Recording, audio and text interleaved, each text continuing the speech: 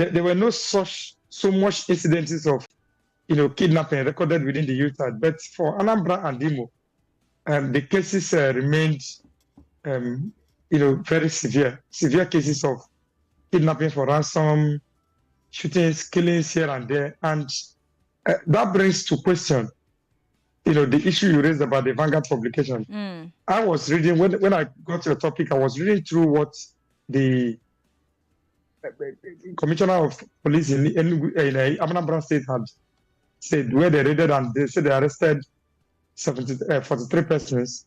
And I also watched a very disturbing video of a kidnapped suspect who was making confessions about them having up to as much as 50 AK-47s guns in their hideouts.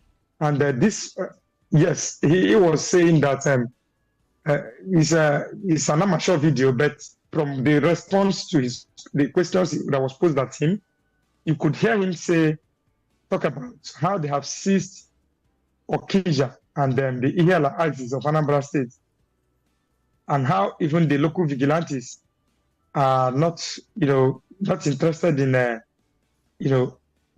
getting them out of the place they have occupied. It paints a gory picture of what the average person living in that state and in this part of the world has had to grapple with. People paid ransoms.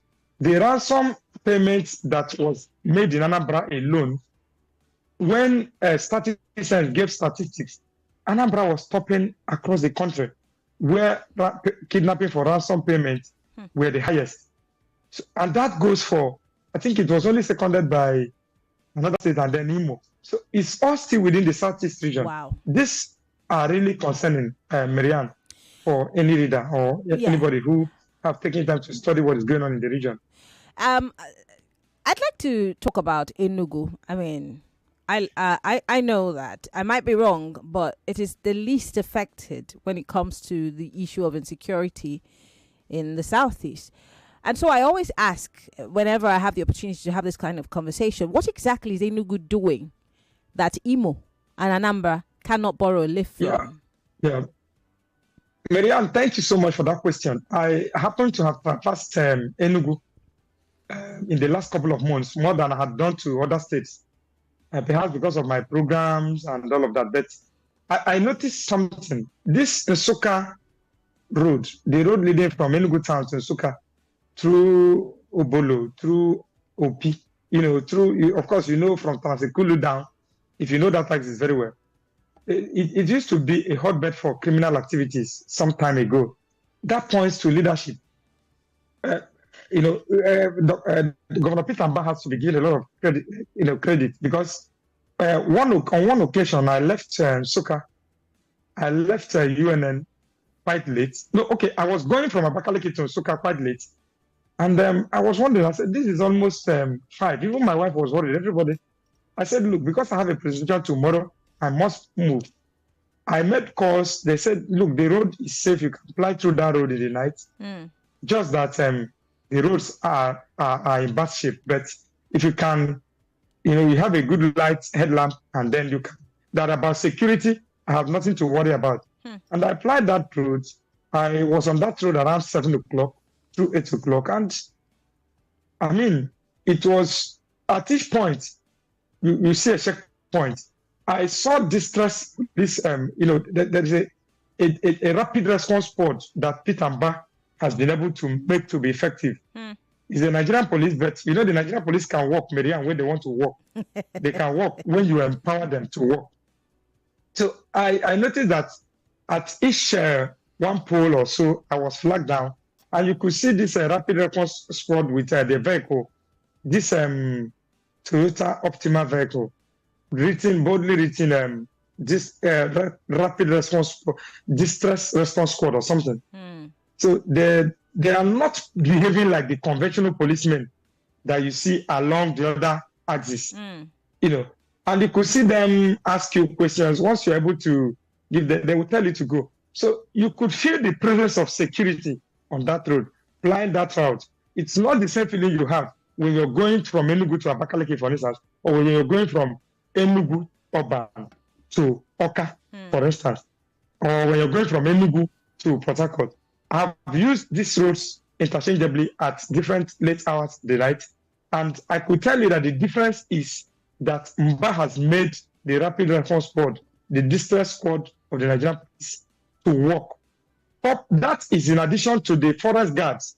He's silently doing a lot through the forest guards, unlike what you have in other states, in Anambra, where vigilantes just look around. And I think the forest guards in Enugu are reasonably trained, and they are responding to, they are synergizing very effectively.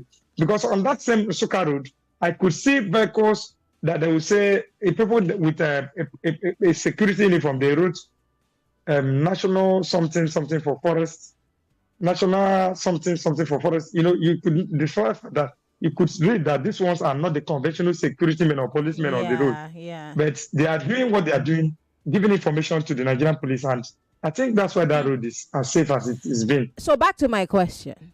Why can't Imo and Anambra borrow a leaf? Because, we saw all of these governors at the event that was held in Enugu with the president.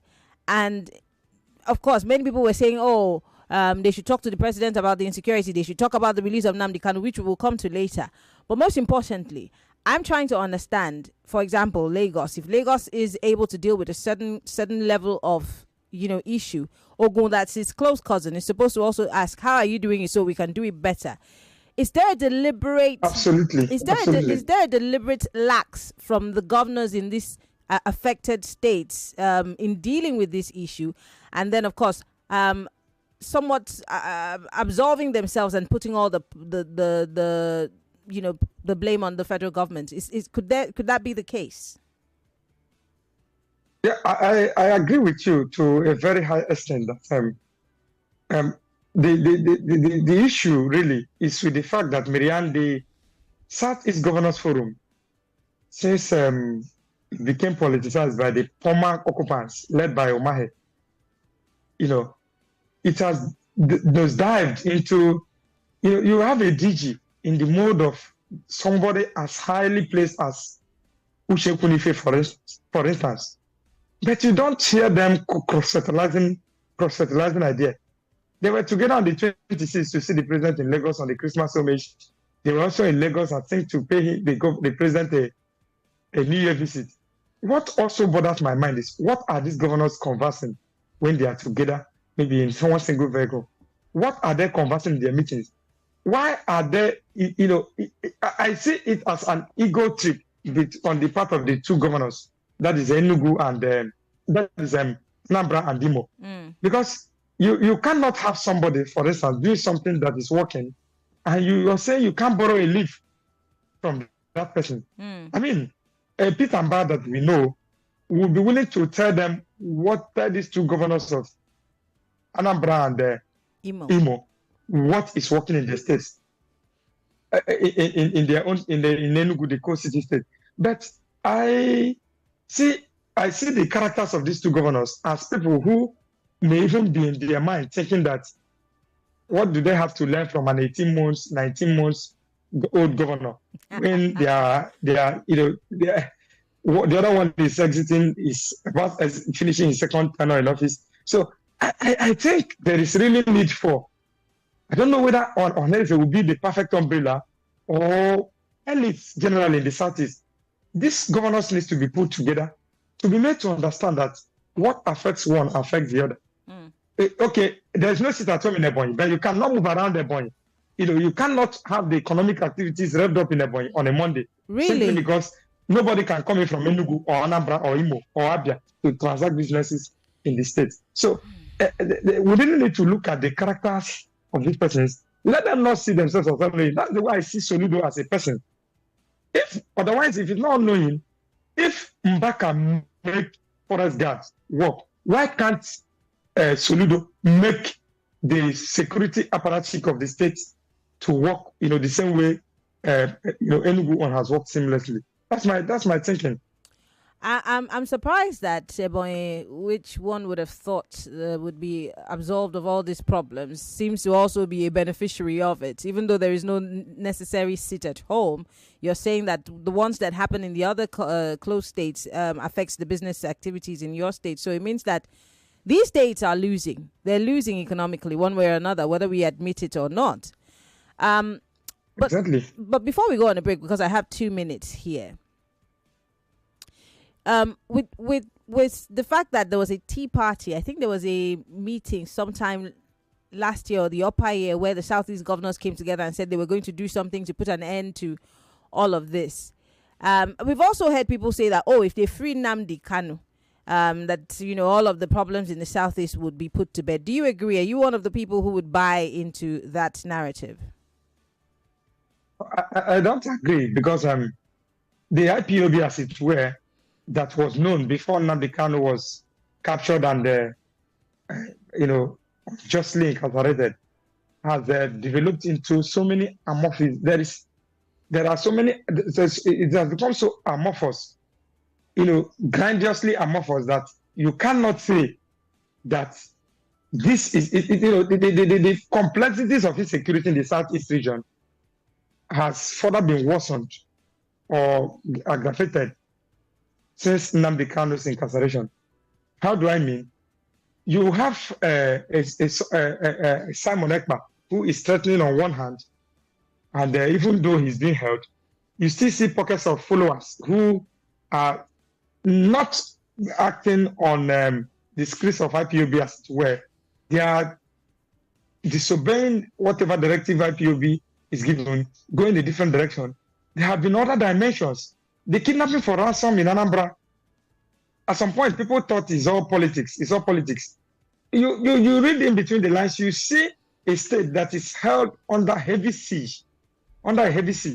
So how can the mere release of Nnamdi Kanu now translate to, will Nnamdi Kanu be appealing, if he's appealing to IPOB members, maybe because he knows their leaders, how can he then also be appealing to unknown gunmen, threatening mayhem, causing so much havoc, wreaking so much havoc in Anambra? These are unknown identities, unknown entities that he cannot identify.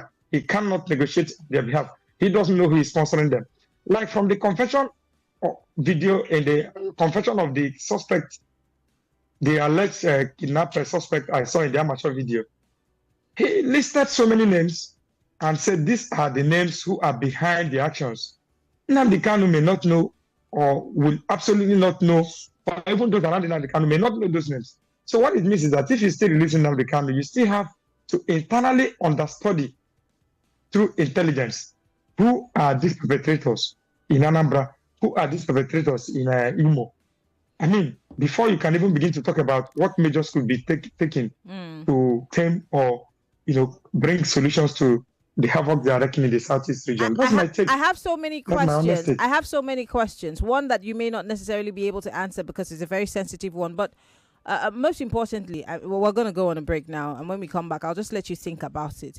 Nnamdi Kanu himself had said that in a video that was released sometime last year that they should release him, that all these people that are out there fighting in the name of IPOB will be fished out the moment he leaves, he's released. But does he even have what it takes if state governors, with all the intelligence that's out there, except maybe they don't want to use it, does Nnamdi Kanu have the wherewithal to fish out these people and put an end to what's happening in the Southeast? Think on it. When we go on a break and come back, you will talk to me about it.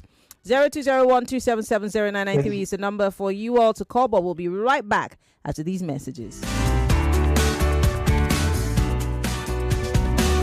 More news and information coming up. We'll be back in a moment.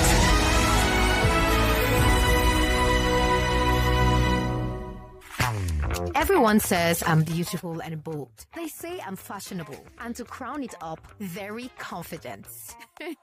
And my secret is...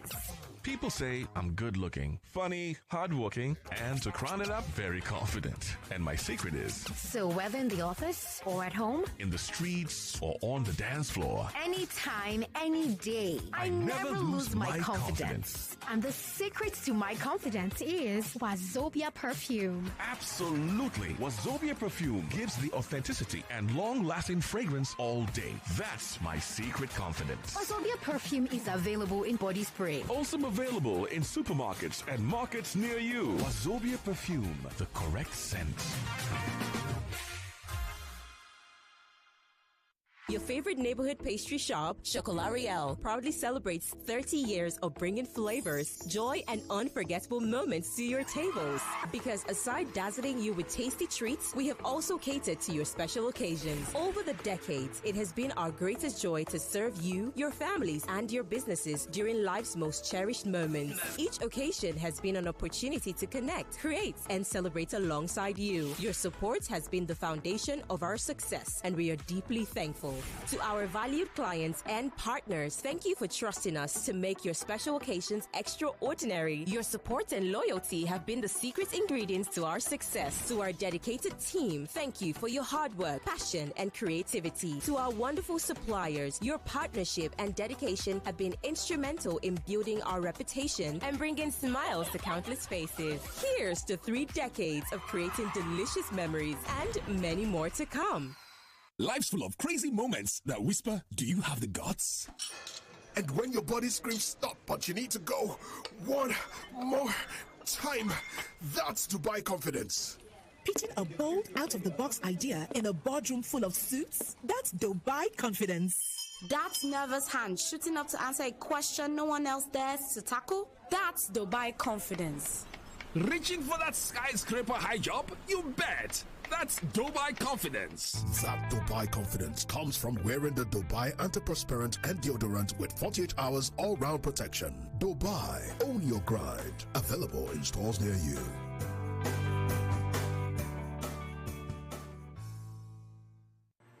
When you have bars in the sky, onboard showers, and award-winning in-flight entertainment, it's no surprise that Emirates was recently named the best airline in the world. We fly you to over 140 destinations, and with partners across the globe, we connect you to another 1,700 cities across 6 continents. So when we say we're also the largest international airline, what we really mean is, if you're going there, so are we. Book now on Emirates.com. Fly Emirates. Fly better. Success is like an aeroplane.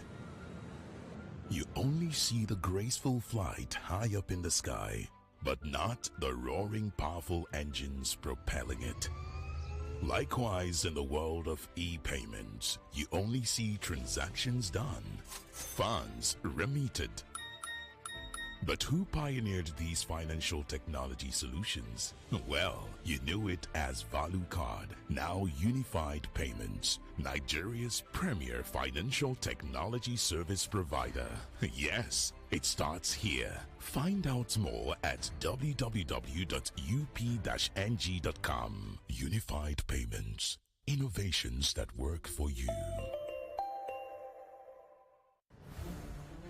Power where it's needed most with HP Laptop, powered by 12th generation Intel Core i5 processor, built to get you close to your goals. Long battery life so you can work long hours without interruption, plus impressive speed and performance to match your grit and determination.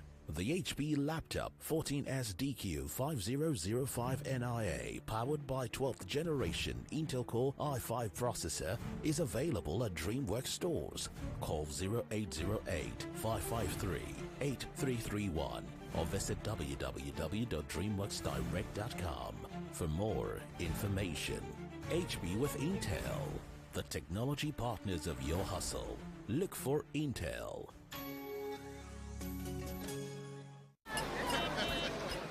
Auntie, you are enjoying, oh, only you. Peppered rice, amala, nkwobi, masa, cake, and now ice cream.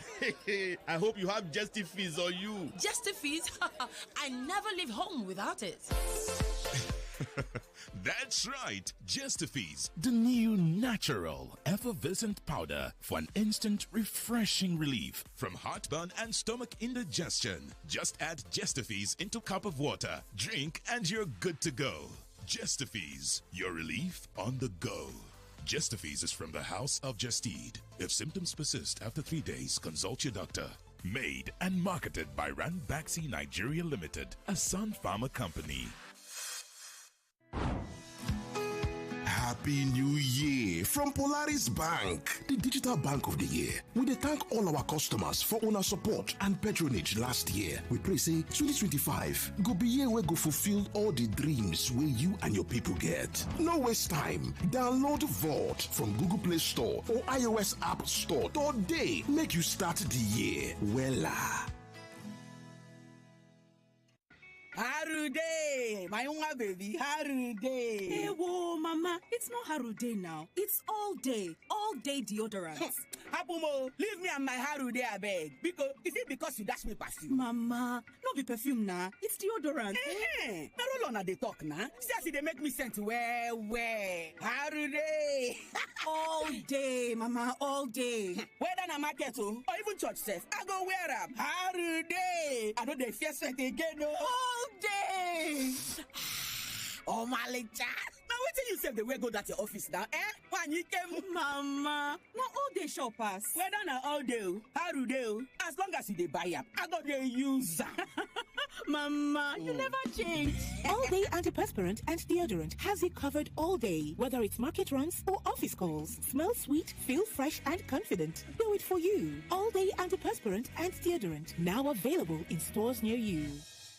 Exciting news! With an all-expense-paid trip to Innsbruck, Australia, for the 9th year and the first time in Africa, MedL, a global leader in hearing solutions, invites children aged 6 to 12 in Nigeria to share their creative ideas for enhancing lives for individuals with hearing loss. Kids can submit their applications through videos, drawings, or any creative format that they choose. Winners will have the chance to visit MedL's headquarters in Innsbruck with a parent, exploring the beautiful city, and meeting innovators transforming lives with hearing technology. For more details and to submit applications, visit www.ideasforears.medl.com or call or WhatsApp 0701 364 8750. Again, for more details and to submit applications, visit www.ideasforears.medl.com or WhatsApp or call 0701 364 8750.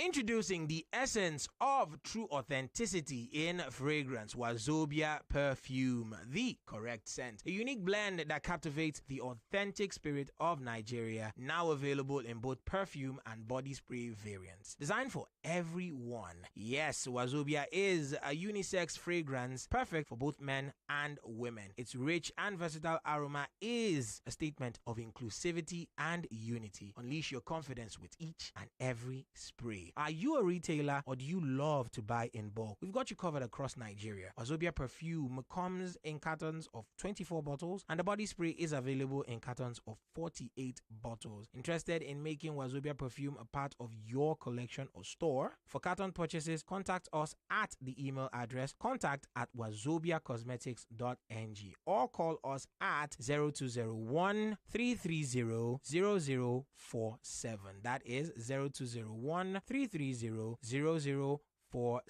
Our team is ready to assist you with your orders. Wazobia Perfume, the correct scent. Your new signature fragrance is just a call or a click away. Authentic, unisex, confidence, Wazobia.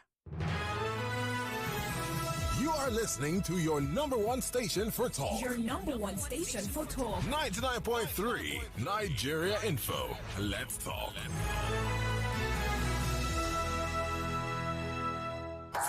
This is Hard Facts.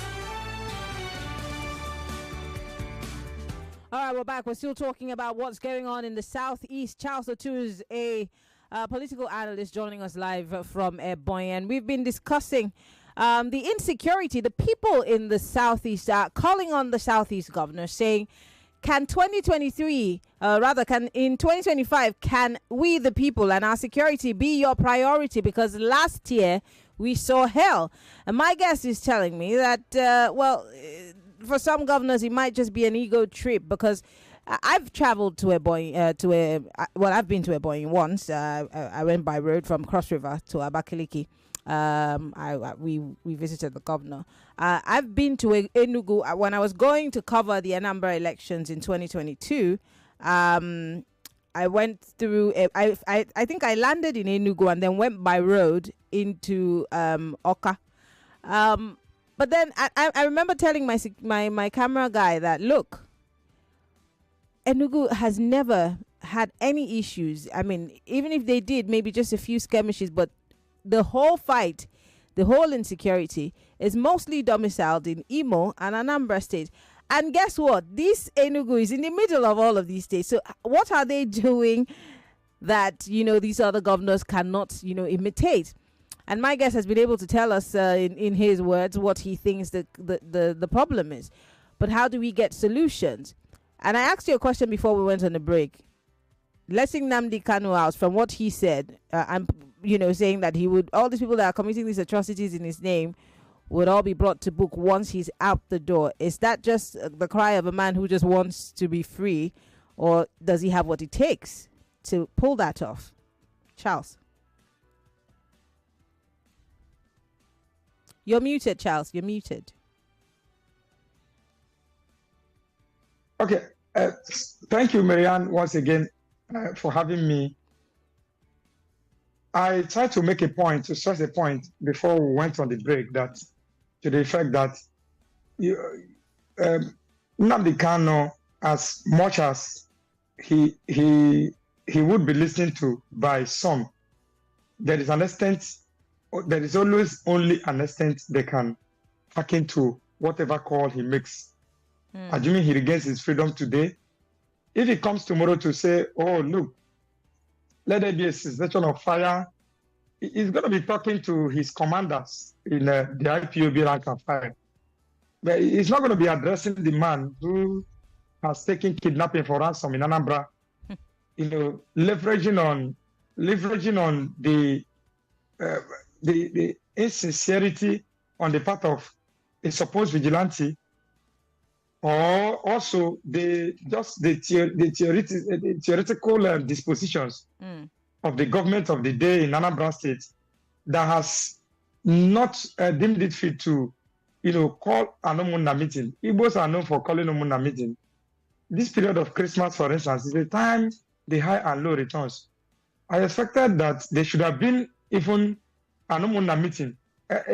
People are, I'm sure the government of Anambra State and this, the principal architects of security in the state, the police and the DSS and all of that, the people involved, particularly in intelligence gathering, are also watching the kind of amateur videos we are watching.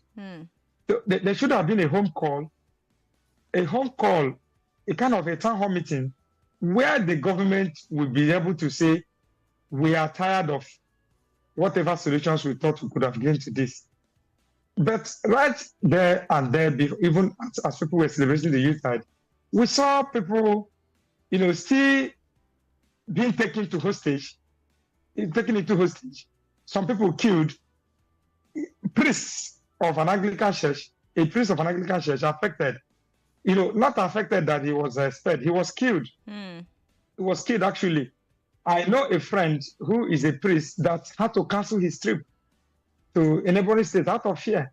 He said, this program will finish at about late in the night, and I will not be able to come back if I attend it. So these are very concerning for non-indigenous of the state. What more about the indigenous? What more about the government that takes a large chunk of, I don't know how much it is now, but 300 million naira for security vote is enough to call for a town hall meeting monthly. For a governor is enough to call for a town hall meeting. Okay, this is the question I wanted to ask before I open up the phone lines. I know that a lot of people want to comment on this issue. In case you're just joining us, we're talking about the insecurity in the Southeast.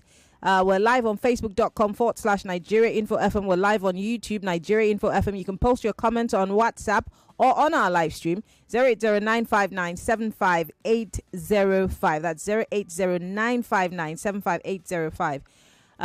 Before the phone lines are open, it seems to me that there are people who are enjoying what's happening in the Southeast, because I'm thinking, and I want to believe that the people who are perpetrating these acts of violence are just a handful of people compared to the number of people who occupy the Southeast, who do business in the Southeast.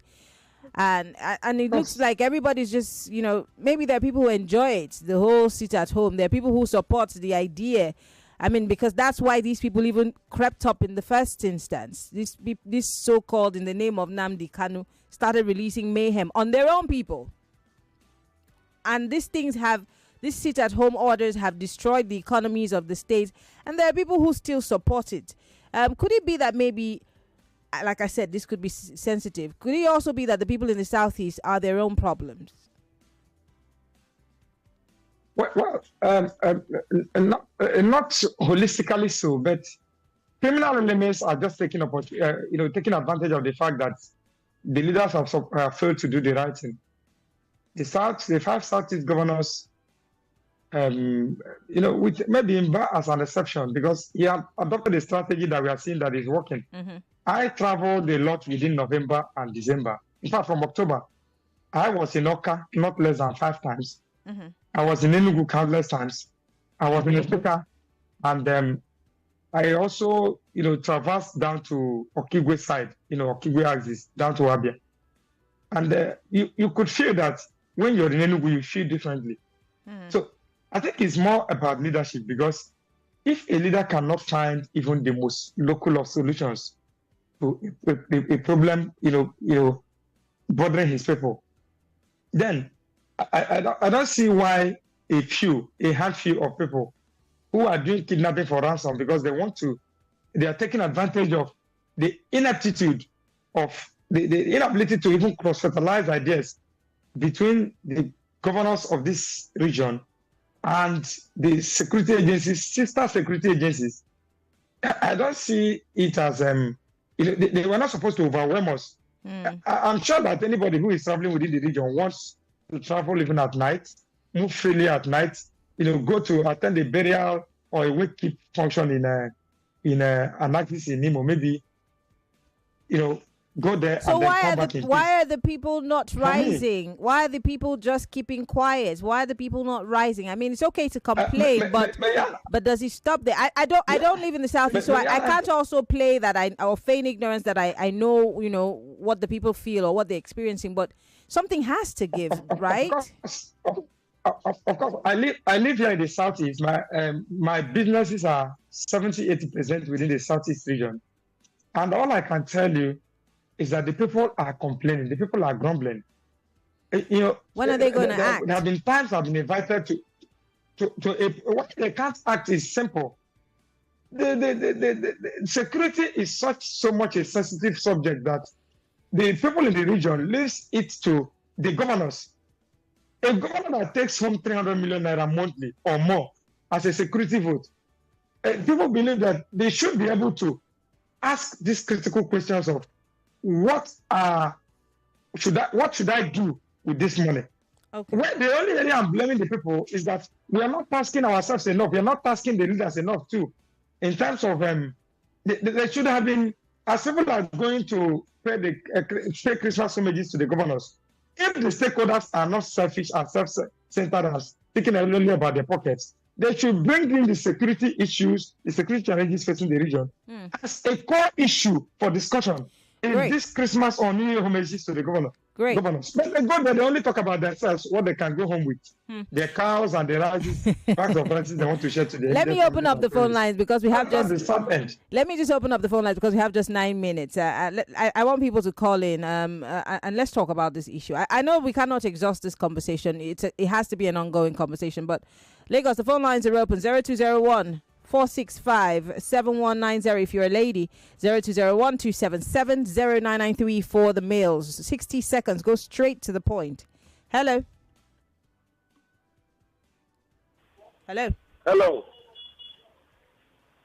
We can hear you. What's your name? Where are you calling from?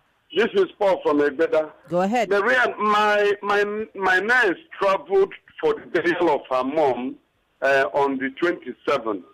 Day before yesterday, which should be Monday, right? Mm-hmm. She called me that gunmen invaded their house, their compound, made away with all their burial things, and took away some young men and their uncles.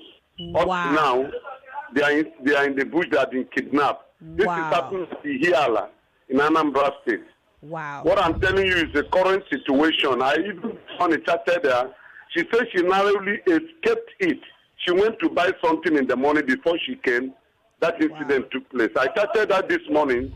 She said those guys have not been released. The uncle have not been released. Wow. You know.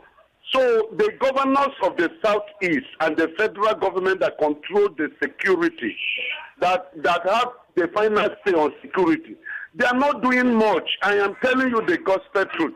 Thank you for calling. Thank you for calling. You. Thank you so much. And that's really scary. I mean, that is really, really scary. Hello, welcome to Hard Fact. Good afternoon, Maryann. Good afternoon, sir. What's your name? Where are you calling from? Mike, I'm calling from Lekki here. Hello, Mike. Go ahead, please. I think the issue is the governors in the East are being self-centered. Because look at the Southwest. They come together and raise Amoteku. So the Eastern governors should come together and know that they are brothers and they need their basic responsibility is our people. They should come together. If the Southwest can do it, I don't know why East can't do it. Come together, raise an outfit to face this menace. Thank you. Thank you very much for calling. I do appreciate it. Hello, welcome to Hard Fact. Hi, Maryann. Hi. So, I want to ask your guest a question. In his opinion, should this government still receive security votes? Knowing fully well that they are just cashing out as if nothing is happening, when indeed many kidnappings just happening all over their states. Now, should insecurity thrive in these states? Because to us now, it's looking as if it's a money-making venture, and they're not intentional about it. That's my question, Maryann. Thank you, Mrs. Oboli, for calling. I'll take one more, and then, Charles, I'll come to you to answer. Hello? Hello? Sorry about that. Call me back. Hello? Welcome to Hard Fact. Maryann, good afternoon. Good afternoon. My name is Robert. Go ahead. On several occasions, Nnamdi Kanu have said that immediately he is released, he will bring to halt the insecurity in the East. Why is the federal government still holding this man? There are many people in this country that have committed worse offense than Kanu Nnamdi. The Boko Haram member that they have killed and the federal government released. Okay, they should measure who Nnamdi Kanu have killed. They should measure. You don't hold that man for nothing sake. And this insecurity is continuing in the East. And they say they are fighting insecurity. They should release that man for God's sake. That man is innocent. Okay. People have been agitating for Yoruba nation in this Southwest, and they are free now. Why are you keeping Nnamdi Kanu in detention? All right. This is justice. All right. Thank you very much for calling, Robert. I want to come back to you, Charles, to respond to Mrs. Oboli's question about the security votes. I mean, do the people have the capacity to put an end to it? Because from what I know, this is something that was inherited from military rule, but then we're in a democracy and it doesn't even matter. Yes. Thank you so much, Maryann. I'm happy that one of the callers raised that question. The president actually has no business sending security votes to governors who have continued to pay lip service. For me, it's just about leadership. You know, leadership is a responsibility. When duty calls, it should call on you, and the leader should brace up for whatever challenges he is facing. My straightforward answer is simple. They don't deserve the security votes they are getting. They are rather using it to empower themselves. They are rather using it to, even if it is to service to pay the amorphous groups that, like Neighborhood Watch we have in Ebonyi, Forest Gaza. For those states that they have not shown results, why should they be receiving, those funders from the federal government? So that rests now on the doors of the shoulders of President Tinubu. Tinubu has shown also that in all the restructuring and rejigging of the executive architecture, that is all lip service, because all they needed to have done is convene a Security Council meeting. Tell these governors that, look, if your own plans are not working, this is what the federal government has, because the security of lives and property is still the number one constitutional functionality or role signed by the Nigerian Constitution to the president.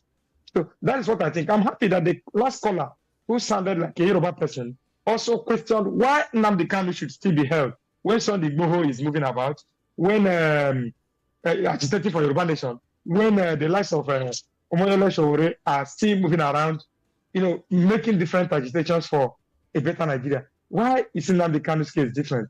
So that tells you about all that Nnamdi Kanu himself has been saying, and Igbos have been saying, that we are not treated equally like the rest of the country. Interesting. Let me take a few more calls. Hello, welcome to Hard Facts. Good evening. Good evening. What's your name? Where are you calling from? My name is Joseph Omowe. Go ahead.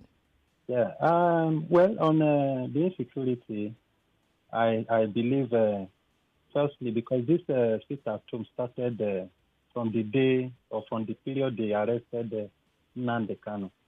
So if they release Nnamdi Kanu, I think because a crack war, when you want to cement it, you start from somewhere. So maybe that sit at home will even stop. Then that, they can start addressing that from there. So Nnamdi Kanu should be released first before we know the headway again. Thank you. All right. Hello, welcome to Hard Facts. Hello, good evening, Joyce. Why are you calling the women's line? And my name is Maryann, not Joyce. Please call the male line. Thank you very much for calling. Okay. Hello. Hello, good afternoon, Maryann. Good evening. Good evening, my dear sister. Maryann, you see, when we talk like this, we are talking. You say you want to make peace with Easterners. And you're holding innocent man. Because we've been waiting for since all these years to hear this is what Nnamdi Kanu has done. I'm sorry, Uzoma, I don't have time, but I can debate with you that Nnamdi Kanu is not entirely innocent. So let's not play that card. No, let me tell you. What I'm saying is that let them release him and let us see what again is holding the peace. Okay. All right. I'm saying. Okay. All right. Thank you, Zoma, for calling. Charles, I'm back to you because I have just 1 minute. With the body language, I like to use this term, of Mr. President, is there any likelihood that they're going to answer this call of let Nnamdi Kanu go? Well, they will, but Tinubu is still waiting to score a political card with it.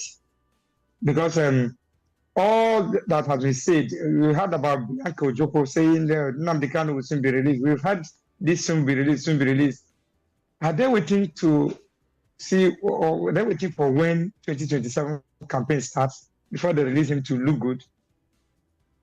I believe he will be released, but for whatever it is worth, it is as good as he should have been released yesterday, Maryann. That's what I feel. Because his perpetual detention, his continued detention there, incarceration, is like a lot of callers have said, they are unanimous that you must start building a cracked wall from a point, cementing it from a point. So that is a focal point for which other actions, other incidents of insecurity can be covered reasonably in the region if he's released. So that's what I think. Well, Charles, and then what is they said about Ihiala? Quickly, you have 10 seconds. You could hear what one of the callers talked about the kidnapping in Ihiala. That makes what I've been saying true. That's a part of the country. I don't even know why federal government cannot, if it is deploy soldiers per household, just do anything to bring the insurrection in Ihiala to a halt. I've driven across that road and it was all fierce. It's pathetic. I'm really sad, and my heart goes out to the people in the Southeast who have to deal with this on a daily basis. But Charles Sotu is an analyst, and he's joined us from Ebonyi State. Thank you so much, Charles, for coming on the show. Hopefully, as the year continues Thank you for having me. As the year continues to unfold, we'll probably have more conversations on this issue. Thank you so much once again for coming. The pleasure is mine always, Maryann. All right. Lagos, we're going to go on a break. Muda Yusuf is joining us on the 5 o'clock hour as we talk about businesses and the financial institutions. How do we navigate 2025 on Balogun and Broad? I am Maryann Okon. Stay with us. We'll be right back after these messages.